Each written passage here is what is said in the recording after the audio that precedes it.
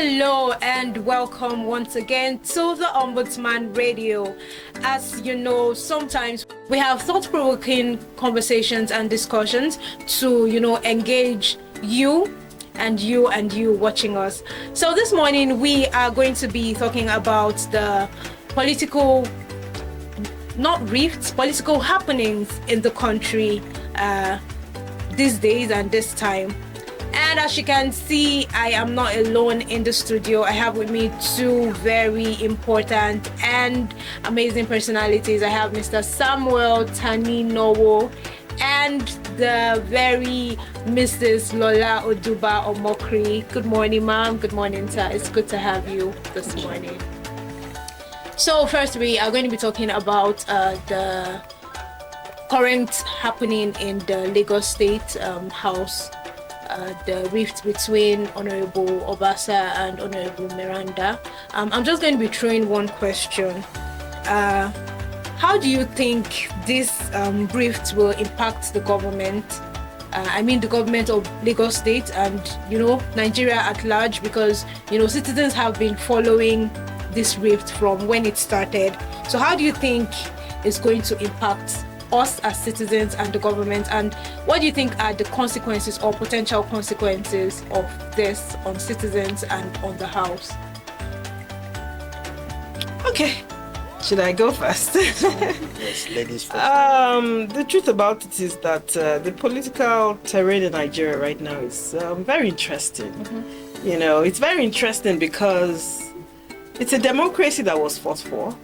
And of course, we know what we went through during the military era, where there was a lot of people being locked up for airing their views, for airing their opinions. So the democracy that we have in Nigeria right now is something not to be taken for granted because it has a history. And when you look at the Lagos State House of Assembly and you look at the happenings there, you begin to wonder. First of all, the removal of the former speaker, was it legitimate? Was it within the constraint of the law? And of course, he was away from the country at that time, and it was when he was away, he heard that suddenly he had been impeached. And obviously somebody else had to take over immediately, to bridge that gap.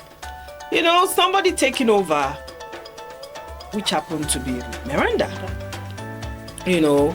And of course there was a lot of internal politics, internal playouts, internal this and that here and there. So much brouhaha in the media, in the papers, in the social media, everywhere was just agog with Lagos State. Lagos State was hot. It was talk of town and talk of everywhere. So she, of course, being a mother, being a woman, being someone who had been in the house for a long time, tried to see how she could occupy that position, thereby dousing all tension. But of course, we saw that Obasa was not ready to give up. He was, he was just trying to stay within the law and say, this was not done legitimately. If I'm to be removed, then I should be there, and then a percentage of people will say, oh, we don't need you anymore. Not that it's in my absence that you remove me. So of course she tried to, play out and then play it cool and then play it and then with all other supporters who were now gathering against gathering for her to say she should remain. And then I think Obasa had just about 4 people who were for him at that time. So obviously we have seen what has happened in Lagos State. The consequences of this for me is that we are in a democratic system. Lagos State is a state where a lot of, in fact, the whole of Nigeria look up to and say, how is it being done in Lagos? And you must give it to Lagosians. You must give it also to the house itself.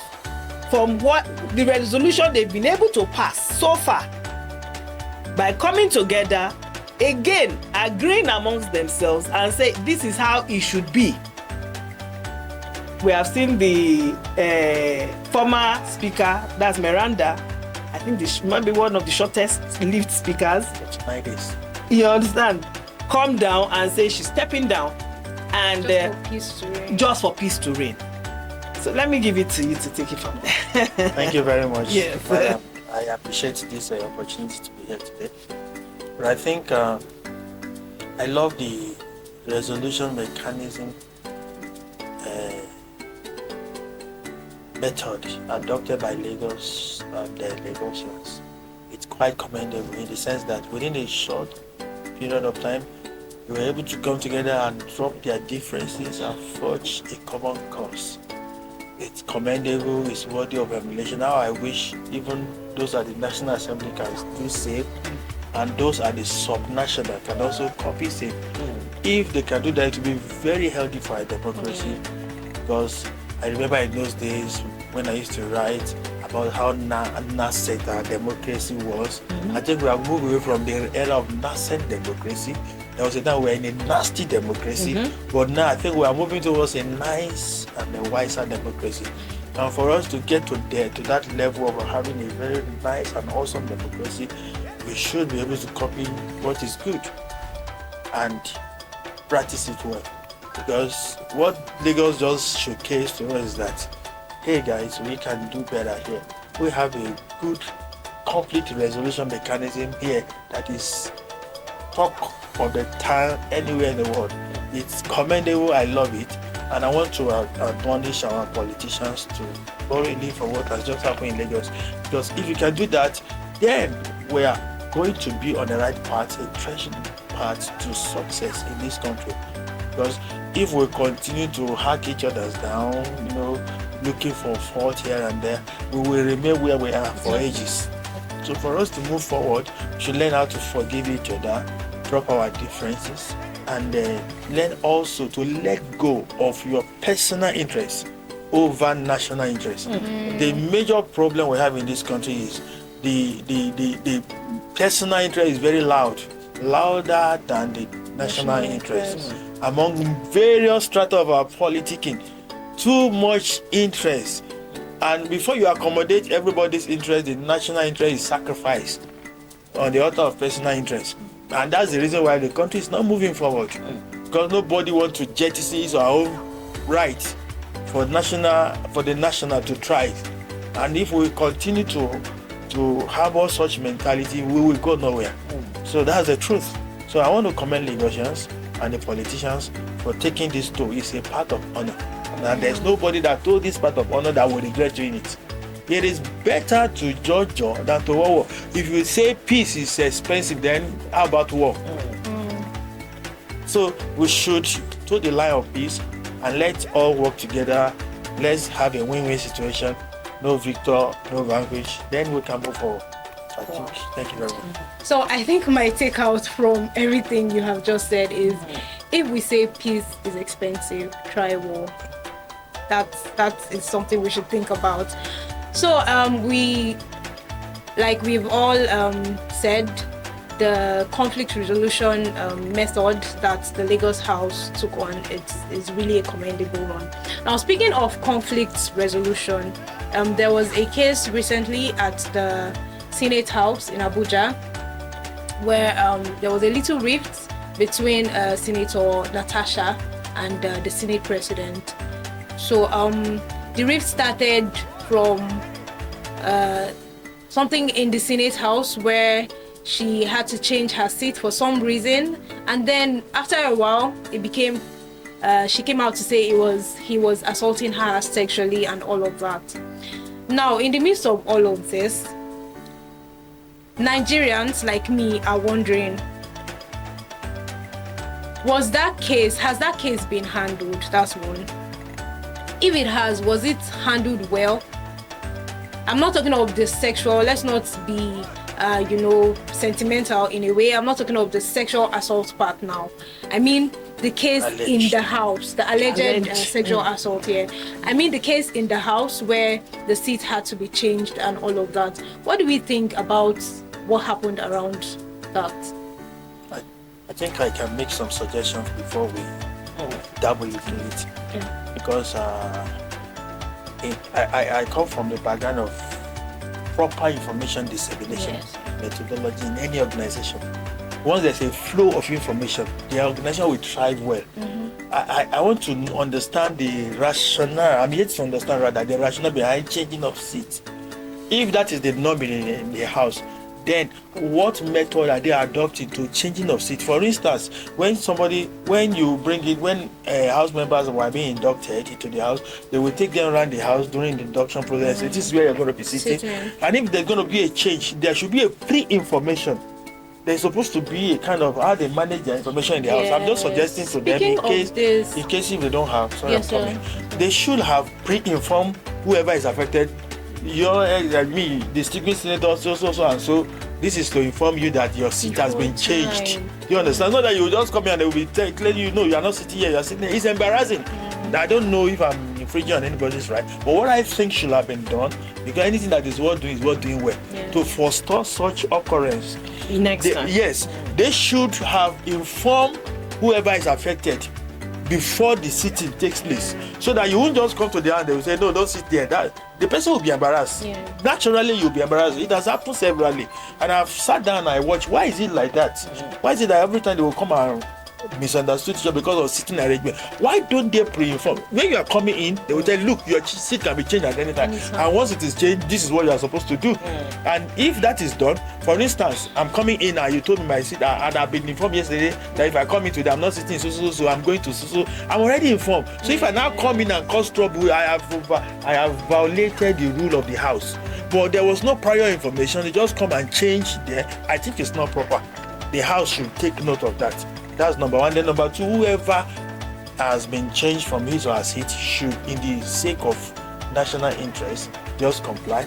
Then when you go to where you are sent to and you don't like it, then you now make a formal request for you to be reassigned to another seat. I think that will create an atmosphere of peace, so that this kind of reoccurrence of seat saga, I have seen it, that it has been happening. It has happened severally in the house. So I think for now, to curb this menace, because to me it's a national embarrassment. That's the truth. They should. I remember in those days, right from the first National Assembly, it was this seat matter. Sometimes they even throw seats at each other. So we should solve this problem once and for all. Thank you very much. That's really well. Again, I want to, while that is very commendable, I want to also add that it was said in the Constitution that in their Constitution, it is said somewhere that, of course, the Senate President has the right to change anybody's seat. You understand? So while the Senate President has the right to do all this, being of course, the President of the Senate, you want to also believe that as many as possible will be able to obey, because once you have a leader, you understand, once you have a leader, the next thing is to obey your leader. Is to obey your leader. And then, just as you have said, when you now get to wherever you have been assigned and you don't like it, then you can now make a formal request or something. Just so that things like this do not come up, and then Nigerians are saddled with the responsibility of hearing things that we're not supposed to hear in the first place. When he was speaking, I was going to bring up something.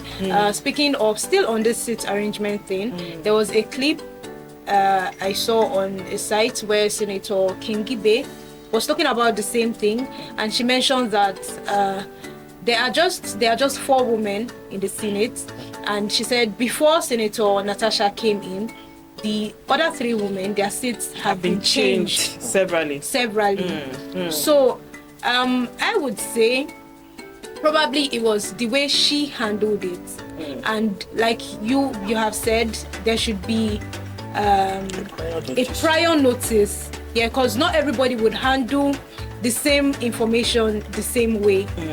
So I think what you have said is very commendable, and we wish the Senate House would take a look at that. Now, moving on to the rift in Rivers State, that has been like a long talk between Fubara and the people of the assembly. where we heard that about 20 of them changed parties, defected, and he presented the 2025 budget to just the remaining 4 members of the House, which by constitution is not supposed to be so. So now how does the budget presentation and the whole rift, how does it impact or affect the Rivers people and we Nigerians from other states who are watching? Okay, thank you very much. I think once again I appreciate this opportunity to be here today. The politicking in Rivers is getting tensed by the day. And the earlier we call a spade, the better for everybody. If River is on fire, Nigeria is on fire. Because number one, it's one of the economic hub of this nation. That's number one. Number two, I want to say this with due respect to various stakeholders in politics of River State. They should know when to let go. They should know when to let go. We can't overheat the politics. If you collapse the political structure, then what political claim are you going to lay hold on? So they should learn how to let go. Somebody should just bow here. Somebody should toe the path of peace. Somebody once said, the fact that you learn how to say sorry does not mean you are weak. And the fact that you learn how to accept apology does not mean you are irresponsible. So we should learn how to say sorry to each other, even when you are not wrong. Yes, for the sake of peace, because I have learned that a lot in my course of interacting with human beings. I've learned how to say sorry even when I'm not wrong, just for peace to reign. Because I've said it just now that if you think that peace is expensive, then you try war and see which one is more expensive. And in war, you may know how it starts, you won't know how it will end. So I think I want to, with due respect, crave the indulgence of political stakeholders in the Rivers to find a common ground. This is a political problem that requires political solution, for crying out loud. So they should sit down and find a common ground. Whatever is the cause of this rift, they should trace it and iron it out. Somebody should play a fatherly role here. Somebody should play a son role here, so that peace can reign. Somebody should just subpedal and say, no, I told it a part of peace. Because if they say two wrong can never make a right. If everybody is claiming, laying hold on right, I'm right, I'm right, I'm right. At the end of the day, there will be no River State to call our own. So it's better for all the stakeholders here to please throw the path of peace. Through the path of peace. I remember His Excellency, the former President, Goodluck Jonathan, has made a clarion call on both parties to let's come together and resolve this issue. And if a statement, another statement is speaking, I think the rest should just simply comply for the sake of peace. Because if everybody is claiming right here, I wonder what will happen to River States, especially the peasant populace of River. People who are just looking for their daily bread. There are a lot of things now. For instance, the allocation has been pegged. You can imagine what will happen to the economy of River State in a short while. So let's bury our hatchet and find a common ground for peace. That is my humble advice. You know, it brings me to the reference of former President Goodluck Jonathan, when there was so much heat in the polity of Nigeria, of course, during the elections, 2015 elections. And you remember that time that a lot of people were saying, go for war, go for war, go for war. And for what we heard in the dailies and the papers, the man had already called who was supposed to be the president at that time to say congratulations, and everybody was there telling him that, why would you do that? Don't you know you're supposed to fight your rights? You are an incumbent president, you are a sitting president, why would you? And the man said, for the sake of peace is why I let go. You know, when we can begin to look at Nigeria as Nigeria and not our it's not our personal interest. Nobody is bigger than Nigeria. Nobody is bigger than Nigeria. Nigeria is a country. Nigeria is filled with different people who make up Nigeria. It's not just one person. It's not just one region. So the fact that there is so much and there has been so much incidences in Rivers State really is something that we need to begin to say, where are the kingmakers of the state? Where are the peacemakers of that state? It's time for them to call, even where because I want to see that even the former the state governor now, who is Das Fubara, and maybe the former governor who are at the helm, who is the SCT, who are at the helm of affairs, and a bit, we see their names being mentioned here and there. If they can't come together, there are people that they listen to. Can those people wake up and just call them and say, no, let's do it this way? Why don't we try? I know they must have tried. But now they need to find a common ground that both parties can come together to say enough is enough. We are just part and parcel of Rivers State. Just so that peace can reign. So that peace can reign. Wow. This has really been a very insightful conversation, and everything has just boiled down to peace and conflict resolution. I feel like as Nigerians, there is nothing worth fighting for, actually. It's all our country, so peace should actually be our emblem. We have to try as much as possible to shun acts that divide us, as much as possible, embrace peace, embrace conflict resolution, and the country is going to be a better place for all of us. So that has been a very, very inspiring conversation. And as we've all heard, all of our conversations this morning has boiled down to the path of peace and conflict resolution, and that is where the Public Complaints Commission comes in. We are here for peace and for justice. All complaints, all conflicts, and all, no matter the rifts, the Public Complaints Commission is here to listen and to ensure that justice is served right. So you can locate any Public Complaints Commission office in the 36 states and the FCT, or you can just come straight to the headquarters at Maitama, Abuja. This is still the Ombudsman Radio. Do not forget to follow us on all our social media platforms. We are on Facebook, Instagram, YouTube, and TikTok at Ombudsman Radio Nigeria, on X at Public Complaints Commission Ombudsman Radio Nigeria. Don't forget, embrace peace. That is the solution to the country's problems. Thank you so much, Manta, for being on the show today. I really, really enjoyed the conversation. Yes, you have been watching the Ombudsman Radio, and this is still Damilola Babalola, and I have been with Mr. Samuel and Mrs. Lola Oduba Omokri. Thank you so much for following us, and see you later.